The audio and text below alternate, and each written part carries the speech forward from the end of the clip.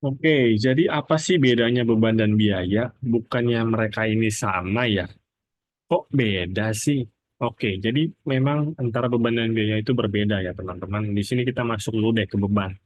Beban, secara pengertian ini saya udah bikin sesimpel mungkin, sesederhana mungkin supaya bisa dipahami ya. Jadi saya bikin di sini pengertiannya bahwa beban itu adalah kewajiban yang harus dikeluarkan perusahaan dalam menunjang dan membiayai kegiatan usaha yang sedang berjalan. Contohnya apa? Misalnya di sini ada beban gaji. Beban gaji untuk karyawan. Kegiatan perusahaan itu kan nggak akan bisa berjalan ya kalau nggak ada karyawannya, gitu loh. Yang ngerjain, apa namanya, operasional perusahaan. Nah, atas gaji yang kita bayarkan ke karyawan itu, maka itu disebut dengan beban. Terus juga beban listrik ya, namanya kantor kan pasti ada listriknya tuh, butuh listrik lah, banyak lampu, casan, dan colokan-colokan lainnya gitu. Itu masuk ke beban tuh listrik yang harus dibayarkan perusahaan. Terus juga beban sewa kalau misalnya si perusahaan belum punya gedung sendiri nih, maka dia akan sewa gedung kan. Nah, atas sewa gedung tersebut juga menjadi beban sewa.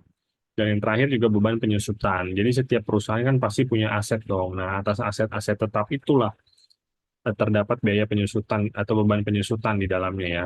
Salah, saya itu salah sebut ya. Beban penyusutan, bukan biaya. Ini saya juga masih kadang-kadang kebalik ya. Selanjutnya yaitu biaya.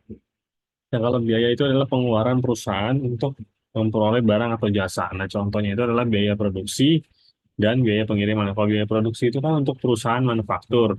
Nah, kalau untuk memperoleh barang kan pasti ada biaya-biaya produksi itu di dalamnya. Sementara kalau biaya pengiriman itu untuk jasa pengiriman. Kita misalnya mau kirim barang nih ke customer kan.